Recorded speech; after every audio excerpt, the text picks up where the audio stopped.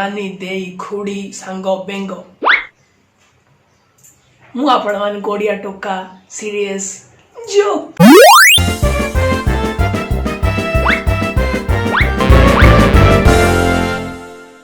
होई पारे आम दुनिया आज बहुत आधुनिक हो जाइछि तथापि मध्य किछि विगत दिनर कौशल आजि कालीर युवपीढ़ी जानिबा निहाती दरकार कि सेगुड़ा मध्य गोटे गोटे चलणी थिला और लोक माने ताहाकु व्यवहार करुथिले।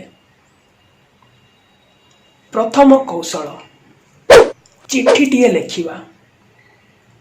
विगत किछि वर्ष हब अनेक प्रकार आधुनिक जोगाजोग उपकरण चिठी लिखिबार विकल्प हो जाइछि और लोक मानक ठारू चिठी लिखिबार कला को छड़ाई नहीं से किछि भूल नुहे कारण आधुनिक जोगाजोग उपकरण साहाय्य आमे लोकों को सामना सामनी कथबार्ता करि पारुछु। प्रतिदिन हजार हजार मेसेज पठाउछु आउ आमे पाउछु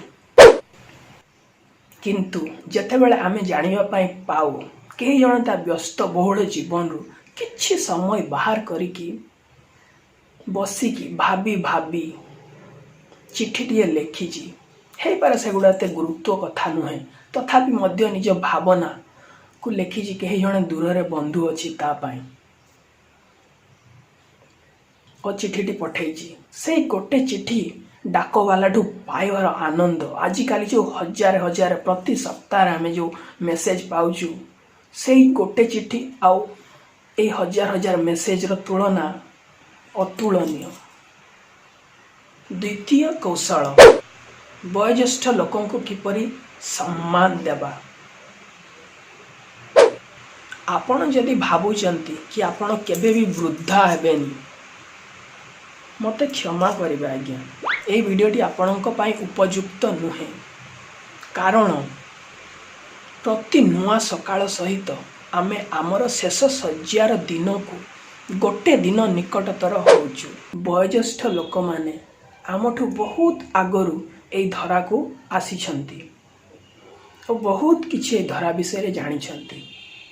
ए सब कथा आमर पुराना लोक माने जानि थिले तो से माने तांको सेति पई सम्मान दउथिले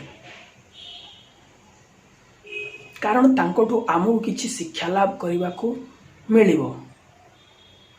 सेमाने केते दिन बाउ ए धरारे जीवित रहिबे मु काहेकि कहूछि एटा गोटे कौशल और ए समय युवपीढ़ी पुराना समय लोक मानकोठू शिखिबा पाए कारण आमे जेतेबेले वृद्ध हेबा से समय युवपीढ़ी आमठू जहाँ शिक्षा लाभ करिथिबे आमको सेमिति व्यवहार मिलिबो।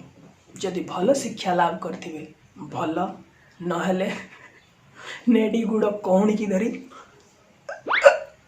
चाटू थबो।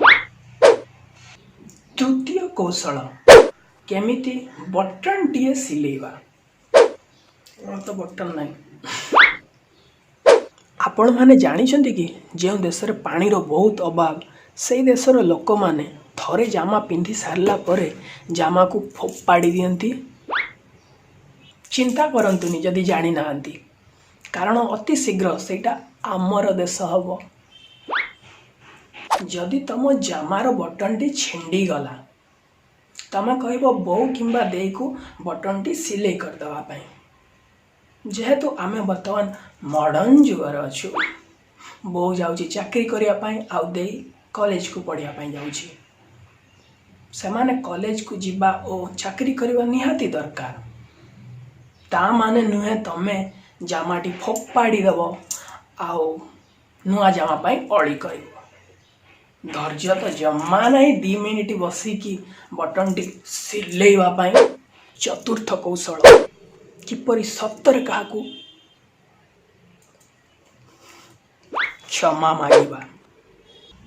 मनीष मात्र के भूल किंतु निजर भूल बुझी निजे क्षमा मागिबा को आजि कालीर युवपीढ़ी को बहुत कष्ट हुए। गोटे पद खाली कहवा को कुंठाबोध करती भाई मोर भूल हो ମୋତେ କ୍ଷମା କରିଦିଅ। ଆଉ ଯାହା ବି ମୁଁ ହାନି କରିଛି ମୁଁ ସବୁ ଭରଣ କରିବି।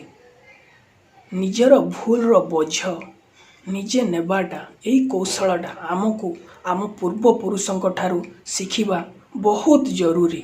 କାରଣ ଆମେ ଏହି ସମାଜରେ ରହୁଛୁ। ଆଉ ଏଇ ମଣିଷ ସମାଜରେ ଆମେ ସମସ୍ତଙ୍କୁ ସମ୍ମାନ ଦେବା ଦରକାର।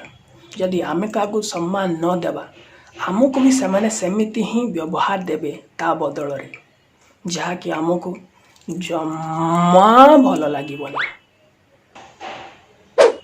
ଏହି ଭିଡ଼ିଓଟିକୁ ଏତିକିରେ ରଖୁଛି। ଏହି ବିଷୟରେ ଆହୁରି ମଧ୍ୟ ଅନେକ ଭାଗ ତିଆରି କରିବି। ଆପଣମାନଙ୍କ ପାଖରେ ବି ଯଦି କିଛି ପୁରୁଣା ଦିନର କୌଶଳ ଅଛି, ଯାହା ଆପଣ ଲୋକମାନଙ୍କ ସହିତ ସେୟାର କରିବା ପାଇଁ ଚାହୁଁଛନ୍ତି, ତଳେ କମେଣ୍ଟ ବିଭାଗରେ କମେଣ୍ଟରେ ଲେଖନ୍ତୁ। ଓ ଏହି ଭିଡ଼ିଓଟିକୁ ଯଦି ଆପଣଙ୍କୁ ଭଲ ଲାଗିଲା ପସନ୍ଦ କରନ୍ତୁ। ଯଦି ଭଲ ନ ଲାଗିଲା ନା ପସନ୍ଦ କରନ୍ତୁ। ଯାହା ଫଳରେ ଲୋକମାନଙ୍କ ୟୁଟ୍ୟୁବର ଫିଡ଼ରେ ସଜେସନ୍ ଭାବରେ ଏ ଭିଡ଼ିଓଟି ଆସିବ। ଆଉ ଗୋଟେ କଥା, ଯେତେବେଳେ ବି ଆପଣ ମୋର ଯେତେ ସବୁ ଓଡ଼ିଆ ଭିଡ଼ିଓରେ କମେଣ୍ଟ ଲେଖିବେ, ଓଡ଼ିଆ ଫଣ୍ଟର ବ୍ୟବହାର କରନ୍ତୁ। କାରଣ ମୁଁ ଏହି ଚ୍ୟାନେଲରେ 3ଟି ଭାଷାରେ ଭିଡ଼ିଓ ଅପଲୋଡ଼ କରିବା ପାଇଁ ଯାଉଛି। ଆଉ ମୁଁ ଚାହୁଁନି ସବୁଗୁଡ଼ା ଘାଣ୍ଟି ହେଇଯାଉ, ଯାହାଫଳରେ ଆମର ଯୁବପିଢ଼ି ବି ପ୍ରୋତ୍ସାହିତ ହେବେ ଓଡ଼ିଆରେ ଲେଖିବା ପାଇଁ। ରହିଲି। ବନ୍ଦେ ଉତ୍କଳ ଜନନୀ।